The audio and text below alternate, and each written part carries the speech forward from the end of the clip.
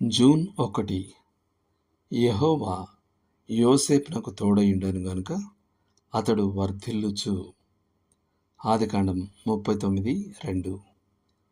ఆంగ్ల బైబిల్ యొక్క తొలి అనువాదాలలో ఒకటి ఈ వచనాన్ని యెహోవా యోసేపునకు తోడయుండెను, అతడు ఒక అదృష్టవంతుడు అని అనువదించిందని నేను విన్నాను.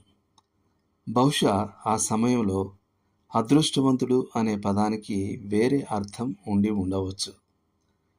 ఏమైనప్పటికీ తరువాతి అనువాదకులు యోసేపును అదృష్టం యొక్క పరిధి నుండి తొలగించినందుకు మనం సంతోషిస్తున్నాం.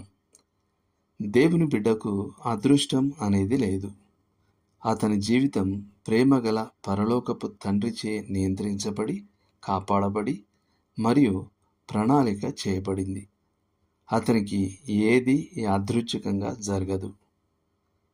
అలా ఉన్నందున ఒక క్రైస్తవుడు మరొకరికి మంచి అదృష్టం కలగాలని ఆకాంక్షించడం పొంతన లేనిది.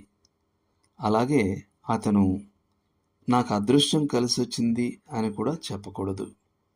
అటువంటి వ్యక్తీకరణలు దైవిక సంరక్షణ అనే సత్యానికి ఒక ఆచరణాత్మక తిరస్కారం. అవిశ్వాస లోకం వివిధ వస్తువులను అదృష్టంతో ముడిపెడుతుంది. అవి ఒక కుందేలు పాదం, ఒక విష్ బోన్ అంటే పక్షి ఎముక, 4 ఆకుల క్లోవర్, ఒక గుర్రపు నాడ. అదృష్టం బయటకు జారిపోకుండా దాని కొనలు ఎల్లప్పుడూ పైకి చూస్తుంటాయి. మనుషులు తమ వేళ్లను ఒకదానిపై ఒకటి ఉంచుతారు మరియు చెక్కను తడతారు. ఆ చర్యలు సంఘటనలను అనుకూలంగా ప్రభావితం చేయగలవని లేదా దురదృష్టాన్ని నివారించగలవని భావిస్తారు. అదే ప్రజలు ఇతర విషయాలను దురదృష్టంతో ముడిపెడతారు. అవి ఒక నల్లపిల్లి, 13వ తేదీ, శుక్రవారం, నిచ్చెన క్రింద నడవడం, గదిపై లేదా భవనంపై యొక్క అంతస్తుపై 13వ సంఖ్య ఉండటం.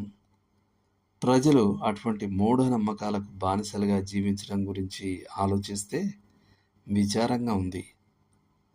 ఆ బానిసత్వం అనవసరమైనది మరియు నిష్ఫలమైనది. యెషయా 65:11లో యూదాలో అదృష్ట దేవతను ఆరాధిస్తున్నట్లుగా కనబడుతున్న వారిని దేవుడు శిక్షిస్తానని బెదిరించాడు.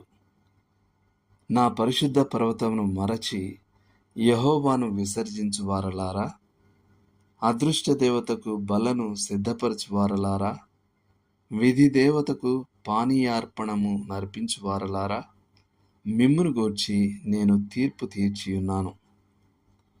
ఇందులో ఉన్న ప్రత్యేక పాపం ఏమిటో మనం ఖచ్చితంగా చెప్పలేం. కానీ ప్రజలు అదృష్టం మరియు అవకాశం అనే వాటితో సంబంధం ఉన్న విగ్రహాలకు అర్పణలు అర్పిస్తున్నట్లుగా ఇది అనుమానాస్పదంగా ఉంది.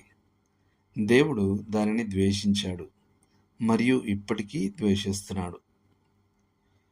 మనం యాదృచ్ఛికం యొక్క, పాచికల దొర్లింపు యొక్క, అదృష్ట దేవత యొక్క నిస్సహాయమైన పావులం కాదని తెలుసుకోవడం మనకెంతో విశ్వాసాన్ని ఇస్తుంది.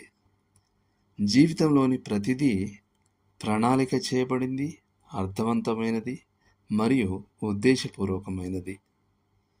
మనకున్నది మన తండ్రి క్రీస్తు ప్రేమ. విధి కాదు, యాదృచ్ఛికం కాదు, అదృష్టం కాదు. దేవుడు మిమ్మును దీవించునుగాక.